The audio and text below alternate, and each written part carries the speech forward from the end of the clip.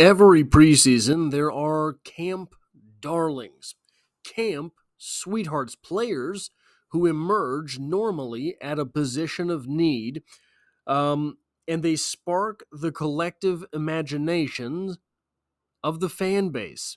Players who click with the quarterback at wide receiver, players who are daring in their runs and are breaking tackles left and right at running back, linebackers who seem to always be in on the stop, cornerbacks who seem to always break up passes.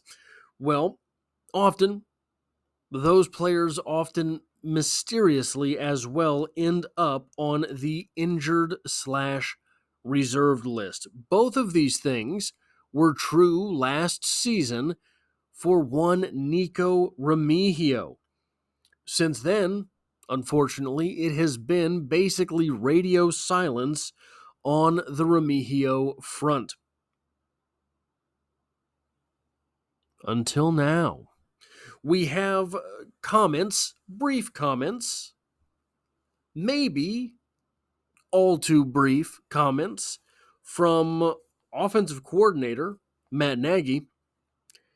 And here I want to examine those comments because I do think there are a couple things that we can take from them, and then talk a little bit about what Nikko Remigio's emergence, or Nikko Remigio being one of the top 5 or 6, maybe 7 wide receivers on the roster would mean for these Kansas City Chiefs and how it would impact the offense. Nikko is a prime example of an undrafted free agent that comes in, is an absolute professional. Every day in the meeting rooms and every day at practice, it's the same speed, it's the same mentality. You root for guys like that. I'm rooting for him. I think he's a great kid, and it could be a fun story. Now, as far as those quotes on Remigio go, there's one thing that really stands out, and to me, it is the speed aspect. Now, what you're looking at on the screen right now are Nikko Remigio's numbers, testing numbers. 4.57, not a fast guy, that's 26th percentile. 3-cone drill of 7.2, that is the 13th percentile. Short shuttle of 4.33, 26th percentile. Not an explosive guy with a 36-inch vertical, which is 57th percentile. But guys, look at this. 5'11", 183, right? 19 bench reps with 225 pounds. This is a guy who is a worker.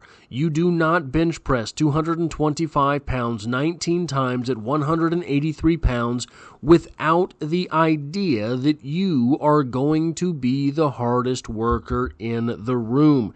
The second thing that stands out here is this part about him being an absolute true professional. In the last year or so, we have heard comments from both Patrick Mahomes and Andy Reid about the fact that practice is important. This past year or so as well, we have seen absolute non-professionalism take charge. Kadarius Toney lost the ghost and ended up being a shamble of the actual appreciable athlete that he is. Rashee Rice in a single offseason may have jeopardized, at one point it looked like would have jeopardized the entire remainder of his career. Those are unprofessional moves. And here is the biggest way I think we can really look at this, look at what it means for a guy to turn the professional switch, right? You remember Travis Kelce, don't you? You remember 2014 Travis Kelce, 2015 Travis Kelce? The guy who was throwing things at officials as if they were flags. The guy who was standing behind officials who were calling penalties and giving them the Mr. Mehoff gesture. He was very talented back then. He was able to make differences in games back then, but it seems that it was not until Patrick Mahomes revolutionized what it meant to be a member of the Kansas City Chiefs that Travis Kelce realized, oh, hey, there's an opportunity to really do something here. He buttoned everything up, became a true professional. Now he's a Hall of Famer with 3 rings, and he might be the most famous football player in the world. And again, I will bring it back to the numbers on the screen in front of you right now. None of those are very impressive numbers. Absolutely none of them, aside from the bench press, but the bench press isn't going to do a whole lot for a wide receiver. Essentially what it does is it tells you about that guy's character. Is he working in the gym? Is he putting in the hours that he has to put in order to be an NFL football player?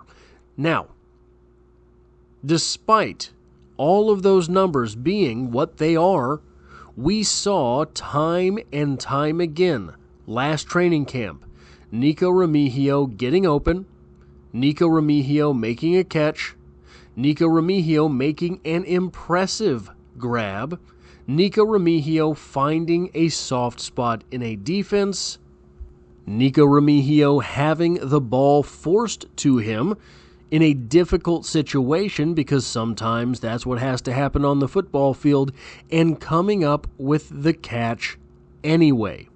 And guys, to top off this quote from Matt Nagy a couple days ago, we got a tweet from Pete Space Sweeney saying this, quote, "Looking back at my notes from today's look, I counted 4 completions from Patrick Mahomes to wide receiver Nikko Remigio.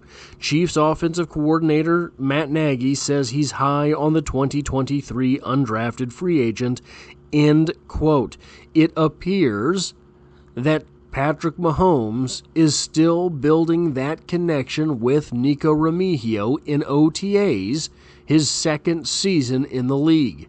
We have talked many times this preseason already about Kadarius Toney, and we're going to probably end up talking about Kadarius Toney many more times, because if the Kadarius Toney cookie could get cracked, you have a 3 wide receiver set with Xavier Worthy, Hollywood Brown, and Kadarius Toney that are all absolutely electric, and there's no one in the NFL who would have 3 cornerbacks to be able to go up against that bunch.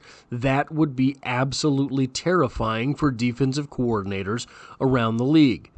And we know Kadarius Toney can find himself open on the football field. The types of routes that guy is able to run are electric. He can get absolutely wide open. Here's the thing. Patrick Mahomes doesn't need you absolutely wide open. He can fit the ball into any window he has to throw the ball into. No, that is not the most grammatical sentence, and I apologize for it. Moving on. What Patrick Mahomes needs is a guy who's going to catch the football when it arrives. So Kadarius Toney can run all of these mystifying routes, find himself with a 4-yard cushion, and if he's just slapping the ball to the turf upon arrival, it does no one any good. Nikko Remigio, on the other hand, showed time and again last preseason that what he can do is get open just enough, get NFL open.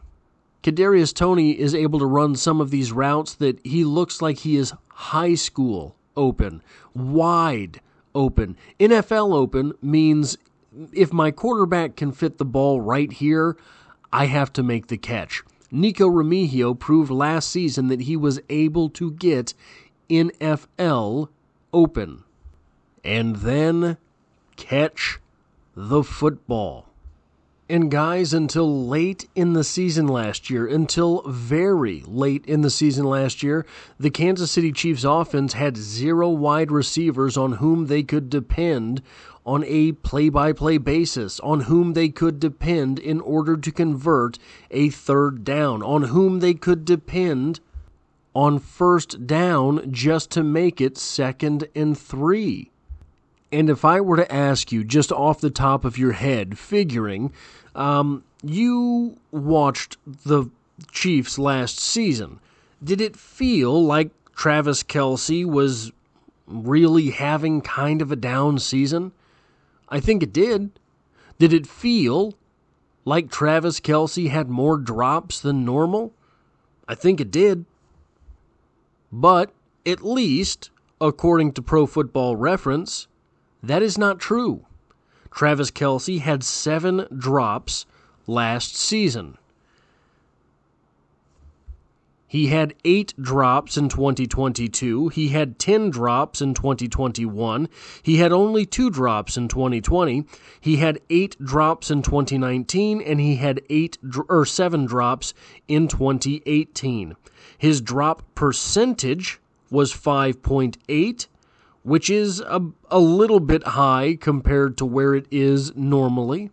But it seemed like Travis Kelce was dropping more passes because we would see Travis Kelce drop a pass immediately following Kadarius Toney dropping a pass, immediately following Marquez Valdes-Scantling just kind of not trying on a 40-yard bomb, immediately following Rashee Rice dropping a pass.